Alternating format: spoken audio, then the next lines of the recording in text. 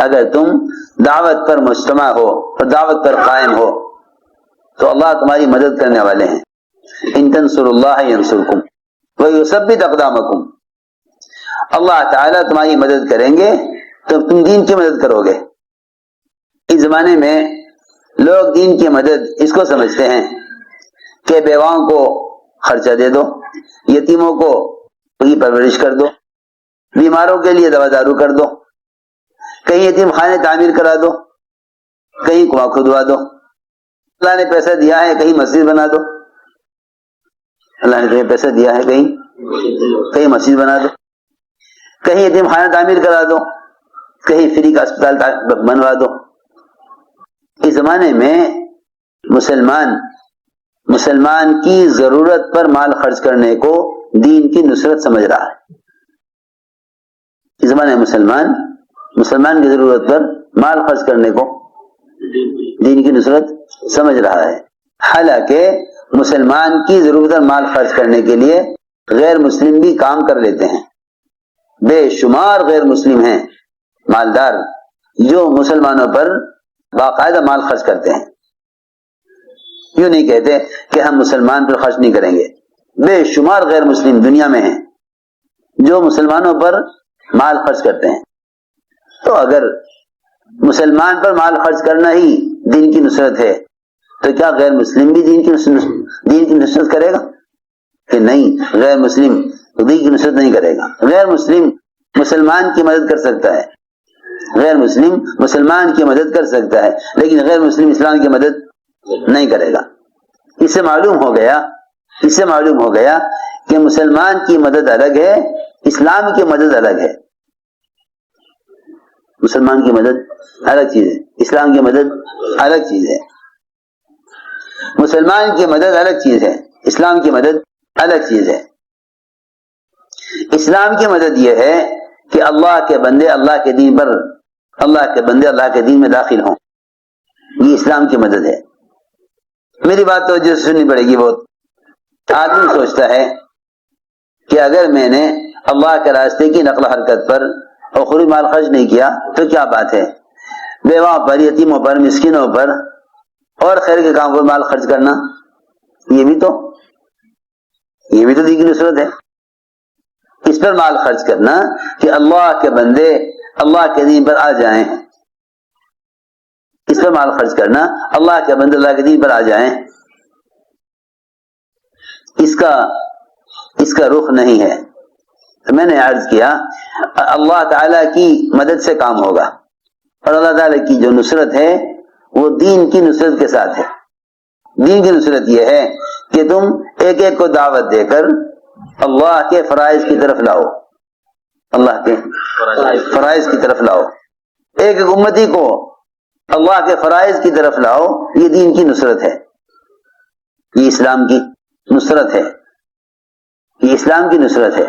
ایک ایک کو دعوت دے کر اسلام کی طرف لاؤ، ایک ایک کو دعوت دے کر اللہ کے فرائض کی ادائیگی پر لاؤ. یہ اسلام کی نصرت ہے.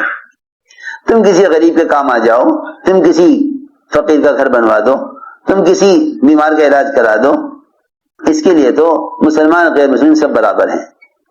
اس لیے حدیث میں فرمایا کہ انسان اگر ایک چونٹی پر بھی رحم کھائے اس پر بھی اس کو اجر ملے گا. ہر وہ چیز جو زندہ ہے، جس میں حیات ہے، اس پر رحم کرنے کا اجر ہے. لیکن اسلام کی نصرت یہ ہے کہ تم ایک آدمی کو دعوت دے کر اسے اللہ کے فرائض کی طرف لاؤ. یہ اسلام کی نصرت ہے. یہ غیبی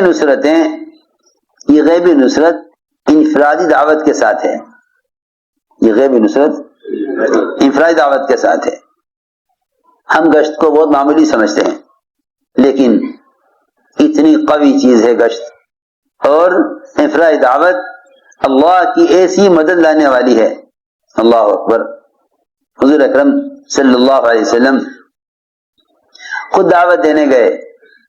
آپ کی بات کو سختی سے رد کیا گیا، انکار کیا گیا. آپ کو اس کا غم ہوا، آپ کو اس کا غم ہوا، آپ کو اس کا غم کہ انہوں نے بات نہیں سنی. اس کا غم نہیں کہ میری بات نہیں مانی، اس کا غم کہ یہ بات مان لیتے تو جہنم سے بچ جاتے، بات مان لیتے تو جہنم سے بچ جاتے، اس کا غم، اتنا غم آپ کو، اتنا غم کہ آپ قرن سعالی جگہ کا نام ہے، وہاں تک پہنچ گئے تو آپ کو ہوش نہیں تھا۔ جیسا کوئی آدمی کچھ سوچ کر جائے اور اس کے خلاف ہو، اس سے اس کے دل کو چوٹ لگے، میرے دوستو عزیزوں، اللہ مجھے معاف فرمائے، عام مسلمان تو کیا، اگر کام کرنے والوں کو بھی معلوم ہو جائے کہ فلاں علاقے میں اعتداد آ گیا تو ان کی نیند، ان کا کھانا، ان کی اپنی خواہشات، ان کا اپنے بیوی بچوں کے ساتھ ہنسنا کھیلنا متاثر نہیں ہوگا، متاثر نہیں ہوگا۔ اگر معلوم ہو جائے فلاں ملک میں اعتداد آ گیا، ہندوستان کے فلاں علاقے میں اعتداد آ گیا، ہماری مسجد کے سارے آدمی جمع ہو کر اس طرف نکلیں گے نہیں، اس طرف نکلیں گے نہیں، اس لیے کہ دین کے نقصان کا غم، دین کے نقصان کا غم دلوں سے ختم ہو گیا۔ پڑوسی کی دکان جل جائے، آپ تسلی کے لیے جانا اپنا فرض سمجھیں گے، پڑوسی کی موت ہو جاوے، آپ اس کے اعزاز میں آج دکان کھولیں گے نہیں کہ میرا حق بنتا ہے۔ ساری دنیا میں بکھرے ہوئے مسلمان ایک جسم کے اعضاء کی طرح ہیں، ساری دنیا میں بکھرے مسلمان ایک جسم کے اعضاء کی طرح ہیں، تو میں اپنے پڑوسی کی کا نقصان برداشت نہیں ہوتا، حالانکہ ساری دنیا میں بکھرے مسلمان ایک جسم کے اعضاء کی طرح ہیں۔ جو تکلیف پیر کے انگوٹھے کی وجہ سے پورے بدن کو ہو، اس سے زیادہ تکلیف ساری دنیا کے بکھرے مسلمانوں کو ایک علاقے میں مسلمان کے مرتد ہونے یا ایک علاقے میں ارتداد کے آنے سے ہونی چاہیے، لیکن یہ رخ نہیں ہے، یہ رخ نہیں ہے۔ عجیب بات یہ ہے کہ امت کے دل دین کے مٹنے کے غم سے متاثر نہیں ہے۔ میں نے عرض کیا نا، آپ کی پڑوسی کی دکان جل جاوے، آپ کو غم ہوگا، آپ کو غم ہوگا، آپ تسلی دیں گے، جائیں گے، ملاقات کریں گے۔ ایک مسلمان اگر ایسے راستے پر چل رہا کہ جہنم کی طرف جاوے تو آپ کو فکر نہیں کہ اسے کیسے جہنم کے راستے سے بچاؤں۔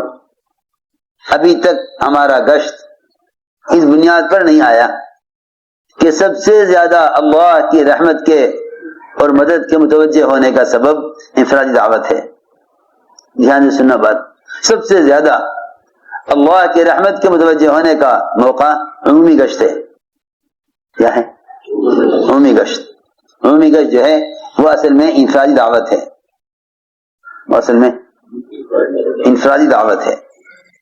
عمومی گشت انفرادی دعوت ہے، اس پر اللہ تعالیٰ کی جو مدد آتی ہے وہ مدد کسی اور عمل پر نہیں آتی۔ میری بات دھیان سے سننی پڑے گی۔ تم نماز پڑھ کر اللہ سے روزی مانگ لو گے، اللہ رزق دے دیں گے۔ تم نماز پڑھ کر اللہ تعالیٰ سے پانی مانگ لو گے، پانی مل جائے گا۔ عبادات پر انفرادی ضروریات پوری ہو سکتی ہیں۔ میری بات توجہ سننی پڑے گی بہت جاگ کر۔ عبادات پر انفرادی ضروریات پوری ہو سکتی ہیں، انفرادی عبادات پر ضروریات پوری ہو سکتی ہیں۔ اگر یہ چاہتے ہو اللہ تعالی کی نصرت، غیبی مدد نازل ہو، اس کے لیے شرط دعوت اللہ ہے، اس لیے کہ عبادات سے کرامتیں ظاہر ہو سکتی ہیں، نصرت نازل نہیں ہو سکتی۔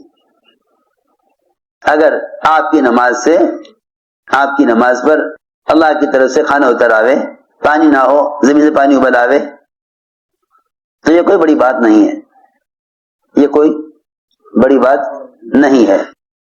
ہم تو سمجھتے ہیں کہ میری عبادت سے ضرورت پوری ہو جاوے۔ انبیاء علیہ السلام نے ضرورت کو قربان کر کے دعوت کو زندہ کیا، ضرورت کو قربان کر کے دعوت کو زندہ کیا۔ انبیاء علیہ السلام نے فاقوں کے ساتھ کام کیا۔ ہم سمجھے کہ عبادت کر لو تاکہ ضرورت پوری ہو جاوے۔ چنانچہ میں عرض کر رہا تھا کہ سب سے زیادہ اللہ تعالیٰ کی غیبی مدد کے نازل ہونے کا سبب وہ انفرادی دعوت دینا ہے۔ آپ کو جو غم ہوا تو قرن سالی پہنچنے تک آپ کو ہوش نہیں تھا، وہاں اچانک آپ نے ایک آواز سنی، آپ اس آواز کی وجہ سے